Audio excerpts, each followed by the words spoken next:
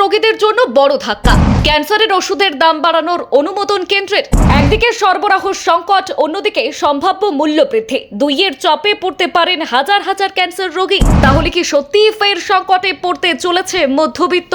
দেশজুড়ে ক্যান্সার চিকিৎসার ক্ষেত্রে নতুন করে উদ্বেগ তৈরি হয়েছে। চিকিৎসক, হাসপাতাল কর্তৃপক্ষ এবং ওষুধ প্রস্তুতকারক সংস্থাগুলির একাংশের দাবি, ক্যান্সারের চিকিৎসায় অত্যন্ত গুরুত্বপূর্ণ কয়েকটি কেমোথেরাপি ওষুধের সরবরাহে সমস্যা দেখা দিতে শুরু করেছে।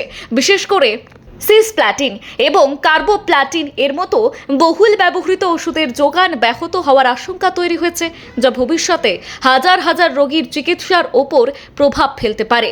ক্যান্সারের চিকিৎসায় বহু বছর ধরে এই ওষুধগুলি ব্যবহার করা হচ্ছে। ফুসফুসের ক্যান্সার থেকে শুরু করে ডিম্বাশয়ের ক্যান্সার, জরায়ুর ক্যান্সার, মাথা এবং গলার ক্যান্সার সহ বিভিন্ন ধরনের জটিল এবং কঠিন ক্যান্সারের চিকিৎসায় সিসপ্ল্যাটিন এবং কার্বোপ্ল্যাটিন গুরুত্বপূর্ণ ভূমিকা পালন করে। চিকিৎসকদের মতে অনেক ক্ষেত্রেই এই ওষুধগুলি রোগীর চিকিৎসা পরিকল্পনার অন্যতম প্রধান অংশ। ফলে সরবরাহে কোনো ধরনের সমস্যা দেখা দিলে তার সরাসরি প্রভাব পড়তে পারে রোগীর চিকিৎসার উপর।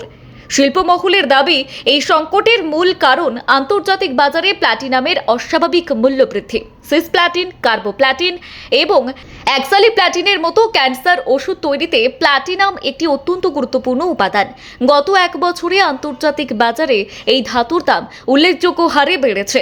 একাধিক সংস্থার দাবি, কিছু ক্ষেত্রে প্ল্যাটিনামের দাম প্রায় দ্বিগুণেরও বেশি বৃদ্ধি পেয়েছে। ফলে স্বাভাবিকভাবেই ওষুধ উৎপাদনের খরচও অনেক বেড়ে গিয়েছে। কিন্তু সমস্যা হলো, এই ওষুধগুলির ওপর সরকারি মূল্য নিয়ন্ত্রণ ব্যবস্থা কার্যকর হয়েছে। অর্থাৎ উৎপাদন খরচ বাড়লেও সংস্থাগুলি নিজেদের ইচ্ছে মতো বাজারে দাম বাড়াতে পারে না। ফলে উৎপাদন খরচ এবং বিক্রয় মূল্যের মতো একটি বড় ফারাক তৈরি হয়েছে। শুধু ওষুধ প্রস্তুতকারক সংস্থাগুলির বক্তব্য, বর্তমান পরিস্থিতিতে অনেক ক্ষেত্রে উৎপাদন আর লাভজনক থাকছে না, বরং ক্ষতির মুখে পড়তে হচ্ছে। আর সেই কারণেই কিছু সংস্থা উৎপাদনের পরিমাণ কমিয়ে দিয়েছে বলেই জানা যাচ্ছে।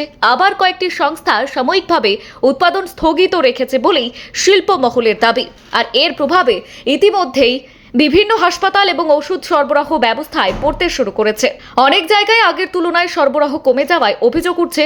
যদিও এখনও দেশ জুড়ে পূর্ণমাত্রার সংকট তৈরি হয়নি, তবুও বিশেষজ্ঞদের আশঙ্কা, দ্রুত কোনো সমাধান না হলে আগামী দিনে পরিস্থিতি আরও জটিল হতে পারে। আর এই পরিস্থিতিতে দীর্ঘদিন ধরেই উৎপাদনকারী সংস্থাগুলির কেন্দ্রীয় সরকারের কাছে মূল্যসীমা পুনর্বিবেচনার দাবি জানিয়ে আসছিল। শিল্পমহল সূত্রে জানা গিয়েছে, সিসপ্ল্যাটিন, কার্বোপ্ল্যাটিন এবং অ্যাক্সালিপ্ল্যাটিনের মতো ওষুধের দাম সংশোধনের বিষয়টি নিয়ে কেন্দ্রীয় স্তরে আলোচনা হয়েছে।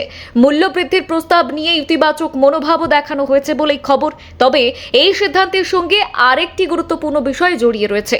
যদি ওষুধের দাম বাড়ানো হয়, তাহলে উৎপাদনকারী সংস্থাগুলি স্বস্তি পাবে এবং সরবরাহ স্বাভাবিক রাখা সহজ হবে। কিন্তু অন্যদিকে এর সরাসরি প্রভাব পড়বে ক্যান্সার চিকিৎসার খরচের ওপর।